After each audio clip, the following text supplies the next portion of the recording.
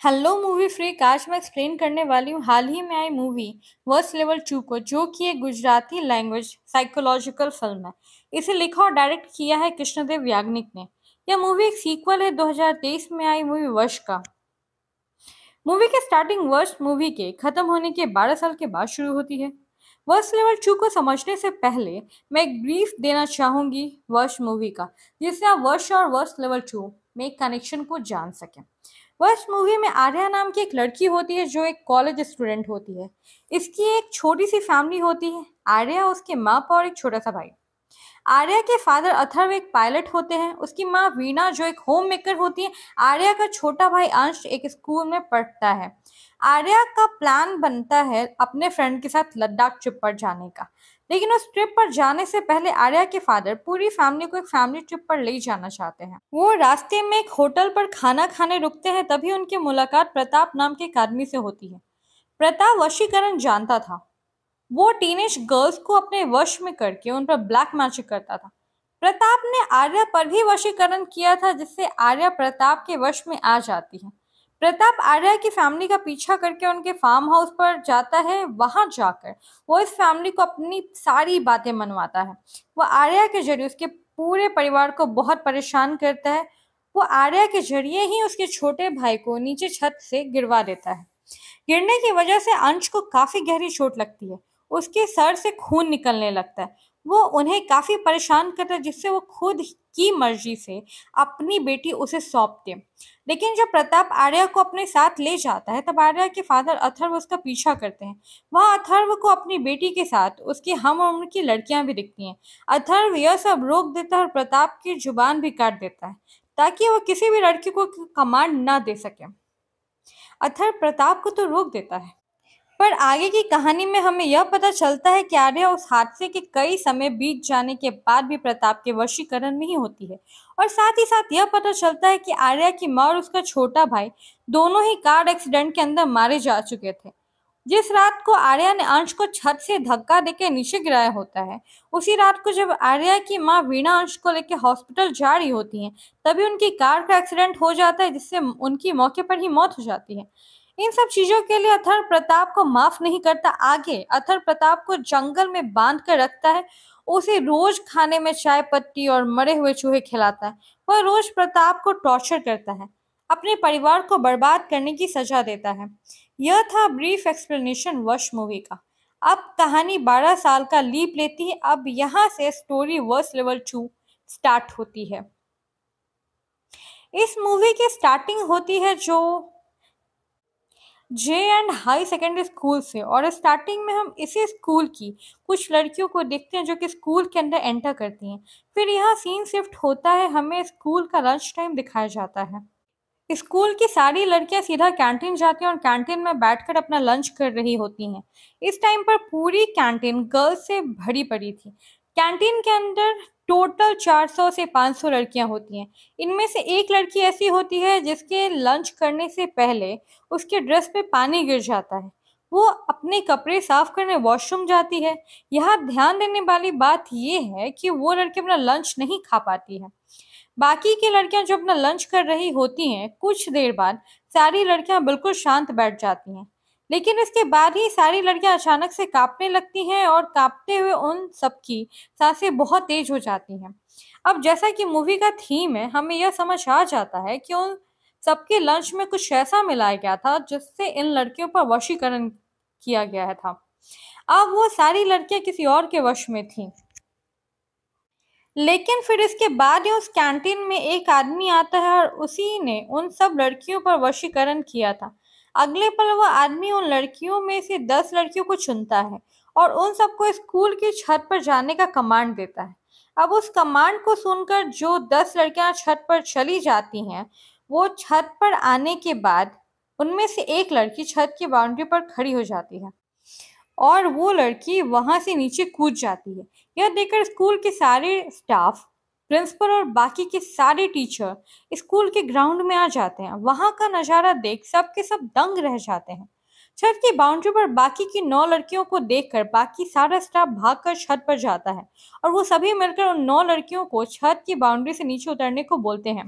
लेकिन तभी वो 9 लड़कियां रोते हुए चिल्लाते हुए सभी से बोलती हैं, हमें ये सब करने के लिए एक अंकल ने बोला है और हम सभी अंकल की बात कर ही रहेंगी क्योंकि हमारे पास और कोई ऑप्शन नहीं है।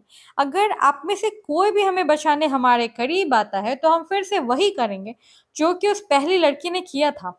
अब वहाँ सारा स्टाफ आ चुका था और वो सब लड़कियों को नीचे उतरने के लिए बोलते हैं, पर वो लड़कियां एक ही बात बार बार बोल रही थी कि हमारे पास मत आना, हम यहाँ से नीचे कूद जाएंगे। अब यहाँ पर जो स्कूल का गार्ड होता है वो एक लड़की को बचाने के लिए उसे पकड़ने की कोशिश करता है, पर वो ऐसा कर नहीं पाता और वह लड़की उसे देख लेती है और उसे देखती वो लड़की नीचे कूद जाती है।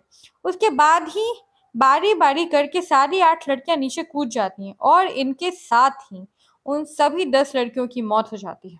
इसके बाद सीन शिफ्ट होता है, वहां हम आर्या और अथर्व को देखते हैं। आर्या की हालत काफी बुरी होती है क्योंकि वो आज भी प्रताप के वश में थी, लेकिन अथर्व आर्या की देखभाल कर रहा होता है। आर्या ना तो कुछ बोलती है ना ही किसी से की बात का जवाब देती है। वो बस एक हल्की से स्माइल करके एक जगह पे बैठे रहती है। अथर्व सामान लेने मार्केट जाता है। वहां उसे मार्केट में एक टीवी में स्कूल की न्यूज दिखाई देती है, जिसे देखकर अथर्व को पता लगता है कि एक स्कूल के अंदर बहुत सारी लड़कियों पर वशीकरण किया गया है। उनमें से 10 लड़कियां स्कूल की छत पर से कूदकर अपनी जान दे देती हैं, लेकिन जंप करने से पहले उन्होंने किसी अंकल के बारे में बताया था। अथर्व समझ जाता है कि स्कूल में लड़कियों पर किसी ने वशीकरण किया है, ठीक वैसे ही जैसे उसकी बेटी आर्या पर किया गया था। ये न्यूज सुनते ही अथर्व भागते हुए सीधा अपने घर के एक दूसरे हिस्से में जाता है जहां उसने प्रताप को कैद करके रखा था। वो प्रताप को आज तक बांधकर उसे टॉर्चर करता था, उसे रोज खाने में मरे हुए चूहे और चाय पत्ती देता था। प्रताप से अथर्व पूछता है कि क्या इस दुनिया में उसके जैसे और कितने लोग हैं जो वशीकरण करना जानते हैं। अगर किसी ऐसे को प्रताप जानता है तो उसे जल्दी से बताएं। प्रताप अथर्व के सवाल का कोई जवाब नहीं देता, लेकिन अथर्व की बात सुनकर प्रताप के चेहरे पर जो एक्सप्रेशन आते हैं उन्हें देखकर अथर्व को समझ आ जाता है कि प्रताप जैसा भी कोई है जो कि वशीकरण करता है, जो आगे चलकर कुछ बहुत गलत करने वाला है। अब अथर्व एक फैसला लेता है कि वो वशीकरण करने वाले उस इंसान को रोकेगा, ताकि जैसा उसकी बेटी और परिवार के साथ हुआ वैसा किसी और के साथ ना हो। अब वो प्रताप को चैन से और टाइट बांध देता है ताकि प्रताप उसकी कैद से कहीं भागकर ना जा सके। यह सब करने के बाद अथर्व अपने घर के अंदर कई सारे बड़े बड़े बॉक्सेस लेके आता है। इन बॉक्सेस के अंदर क्या होता है ये अभी एक राज है जो मूवी के आगे चलकर आपको पता चलेगा। अब सीन शिफ्ट होता है और हम व्यूअर्स स्कूल का सीन देखते हैं जहाँ का माहौल काफी खराब हो चुका था। यह सारी खबर न्यूज में आने की वजह से पुलिस वहां आ जाती है। अब स्कूल के अंदर जितनी लड़कियां होती हैं उन सबके पेरेंट्स भी स्कूल में आ जाते हैं। पेरेंट्स की वजह से वहां अफरा तफरी हो जाती है, इसीलिए पुलिस वाले पेरेंट्स को अंदर नहीं आने दे रहे थे। इधर स्कूल की सारी लड़कियां अभी भी वशीकरण में होती हैं, सिर्फ एक लड़की को छोड़कर जिसने लंच नहीं किया था। जब पुलिस को पता चलता है कि एक लड़की है जो बिल्कुल नॉर्मल है, पुलिस और बाकी स्कूल स्टाफ उससे बातचीत करते हैं, तब वह लड़की उस बारे में कुछ भी नहीं बता पाती। पुलिस स्कूल स्टाफ से पूछताछ करती है, लेकिन स्कूल स्टाफ भी इस हादसे को लेकर अनजान था।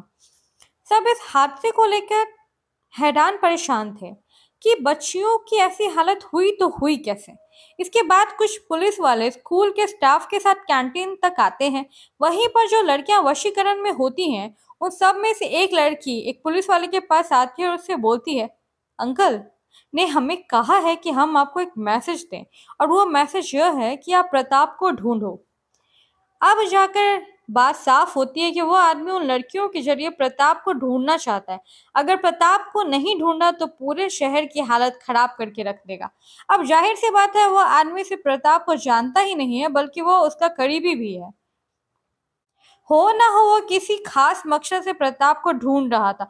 वो खुद से प्रताप को नहीं ढूंढ पाया होगा तो प्रताप तक पहुंचने के लिए उसने इन लड़कियों को अपना मोहरा बनाया। इधर पुलिस वाले सोच रहे होते हैं कि प्रताप है कौन, तभी वहां बैठी कुछ लड़कियां अचानक से खड़ी होती और चिल्लाते हुए भागने लगती हैं। फिर वो पहले पुलिस वाले को धक्का देती है, स्कूल के स्टाफ को धक्का देकर वो कैंटीन से बाहर निकल जाती हैं। वो सभी लड़कियां वहां खड़े पेरेंट्स पर भी हमला करती है और वहां स्कूल से भागकर बाहर निकल जाती हैं। वो सारी लड़कियां स्कूल से निकलकर बाहर लोगों पर हमला करती हैं। पूरे शहर में अफरा तफरी का माहौल हो जाता है। जैसे कि कोई लड़की बाइक पर जाने वाले को मारती है, कोई लड़की बस में घुसकर उसके ड्राइवर को मारती है, जिससे बस का एक्सीडेंट हो जाता है।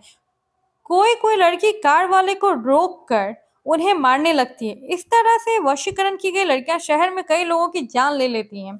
ये सब देखकर पुलिस शहर के लोगों को घर के अंदर रहने को बोलती है। उन्हें खास तौर पर ये एडवाइस दी जाती है कि जिस स्कूल की लड़कियों ये सब कर रही हैं उस स्कूल की लड़कियों से दूर रहें। जहां भी वैसी ड्रेस की कोई लड़की उन्हें दिखे उससे दूर हो जाए, क्योंकि इस समय वो लड़कियां किसी के साथ कुछ भी कर सकती हैं। उन्हें यह भी बताया जाता है कि ये लड़कियां किसी प्रताप नाम के आदमी को ढूंढ रही हैं। अगले सीन में पुलिस वाले बाहर खड़े पेरेंट्स को अंदर आने देते हैं और सारे पेरेंट्स अपने बच्चियों से मिलते हैं। वो अपनी बच्चियों से पूछते हैं आखिरकार ये सब क्यों कर रही हैं वो, पर वो सभी लड़कियां वशीकरण में होती हैं, इसलिए ना वो अपने पेरेंट्स के बात सुनती है, ना ही कोई जवाब देती हैं, ना ही उनकी कोई बात मानती हैं।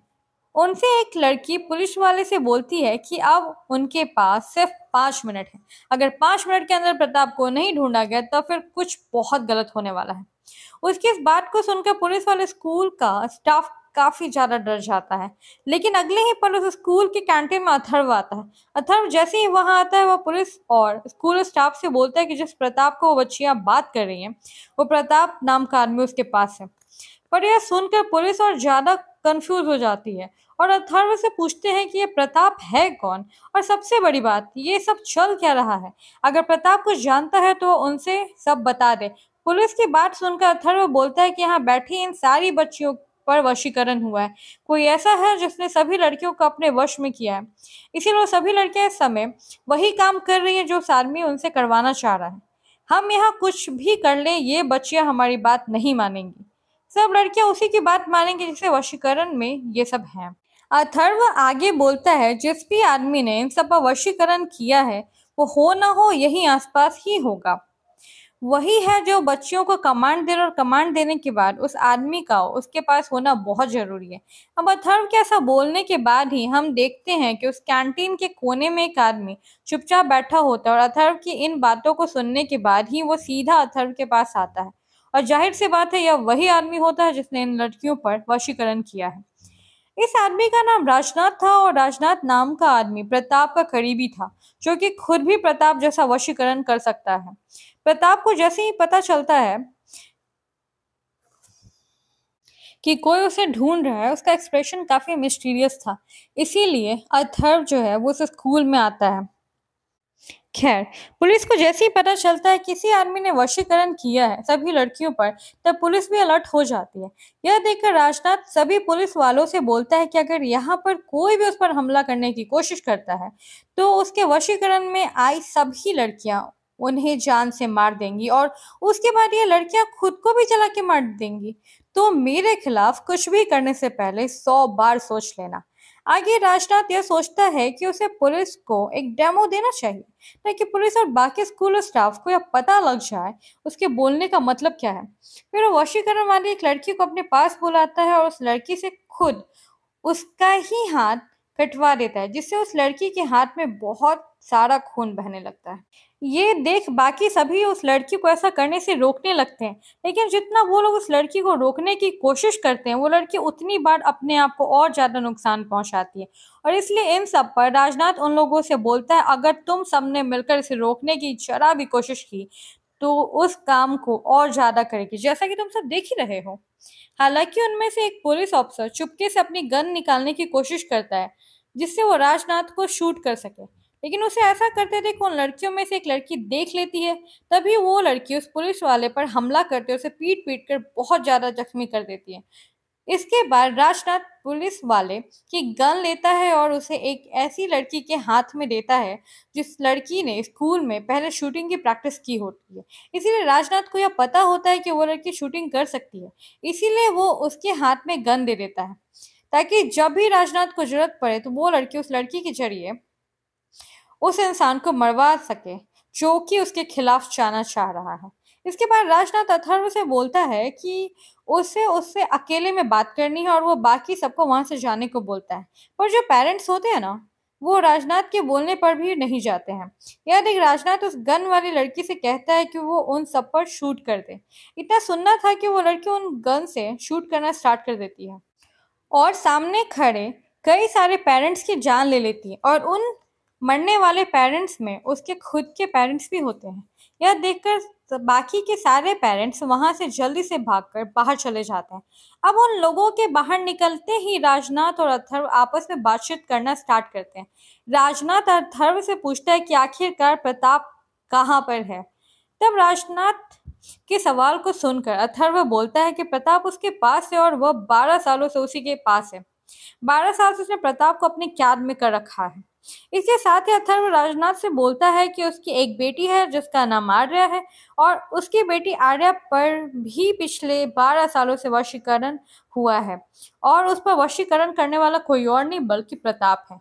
अब अथर्व राजनाथ के सामने प्रपोजल रखता है कि अगर राजनाथ उसकी बेटी आर्या के वशीकरण को तोड़ देती है और उसे पहले जैसा नॉर्मल कर देती है तो वो प्रताप को उसे सौंप देगा।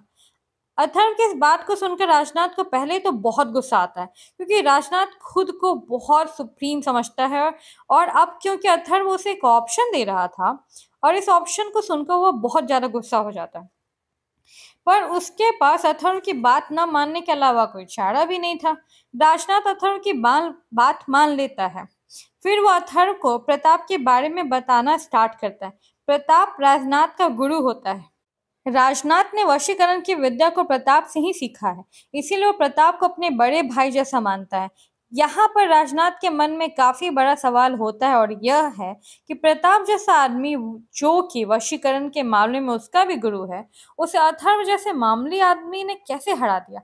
राजनाथ को किसी भी कीमत पर प्रताप चाहिए था, इसीलिए वो अथर्व की शर्त के लिए हाँ बोल देता है कि वो उसकी बेटी के वशीकरण को तोड़ देगा और अथर्व प्रताप को राजनाथ को सौंप देगा।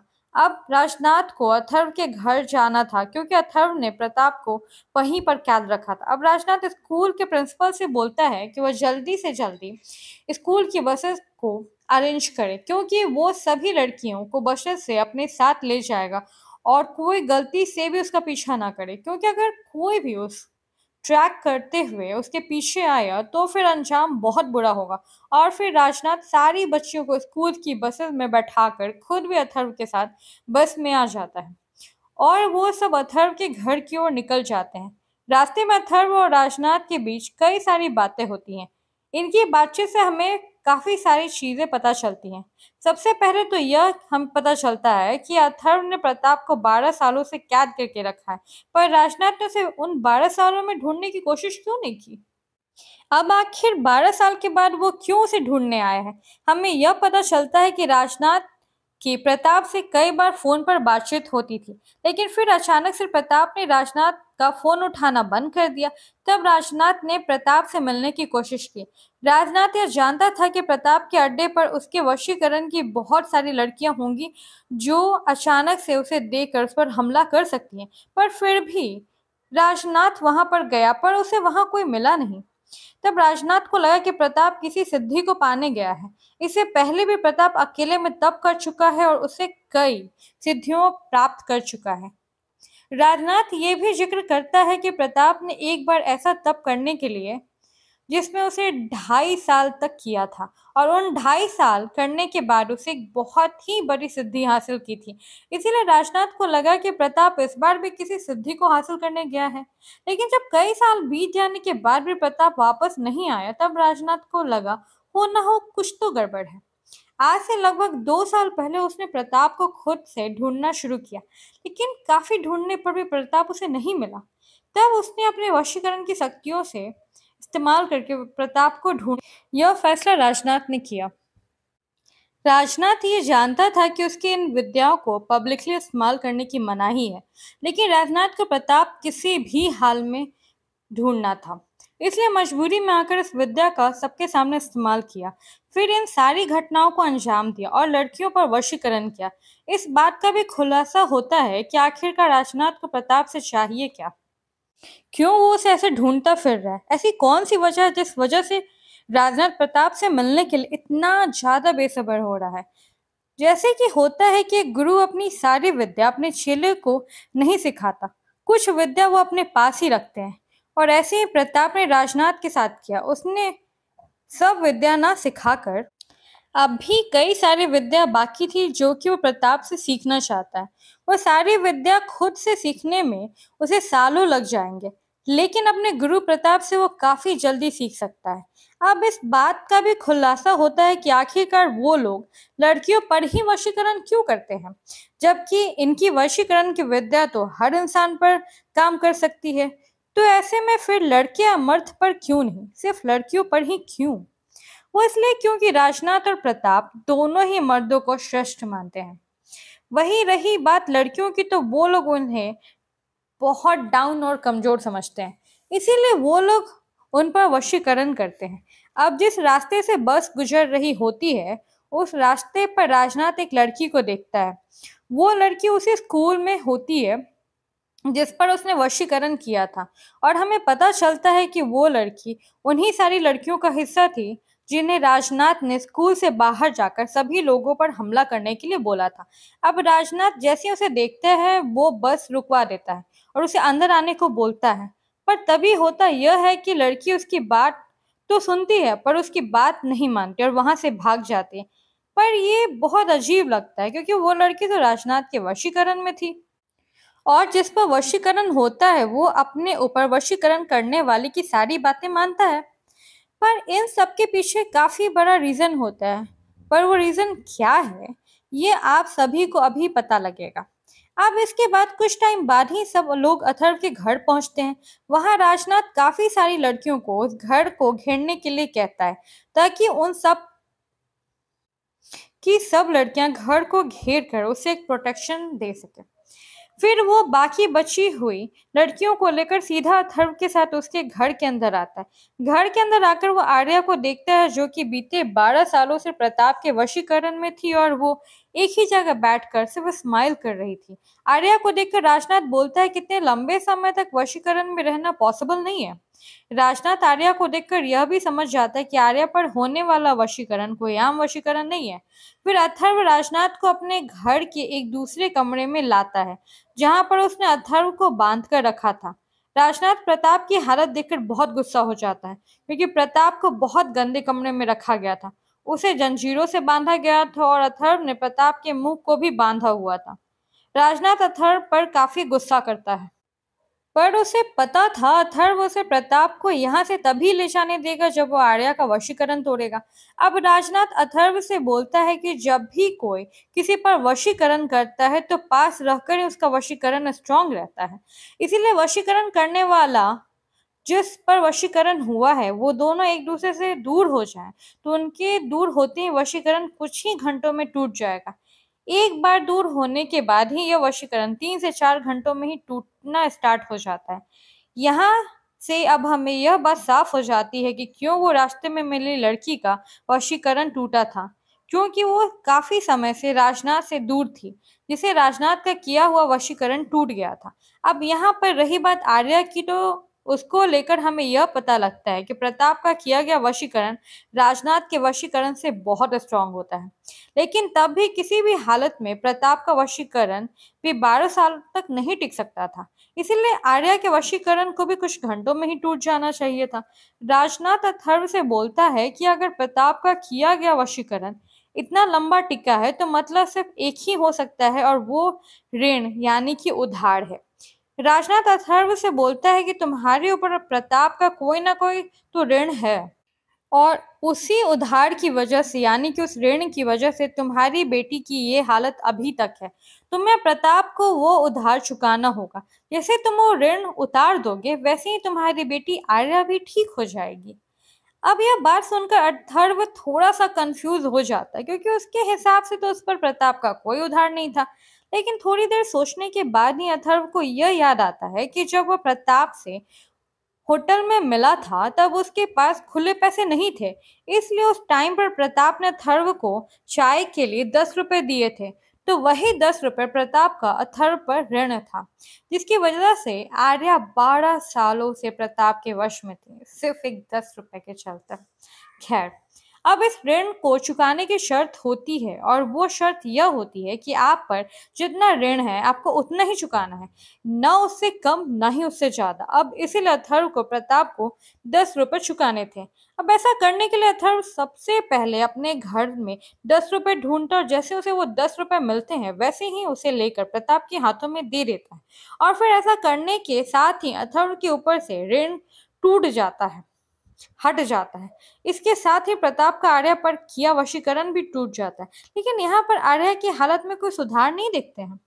तब यहाँ पर राजनाथ अथर्व से बोलता है कि जाकर अपनी बेटी को हिलाओ, उसे चांटे मारो, उसके शरीर में हरकत पैदा करो और उसे होश में लाओ। इसके बाद अथर्व बिना किसी देरी के जल्दी से आर्या के पास जाता है और उसे वो राजनाथ के तरीके से आर्या को होश में लाता है।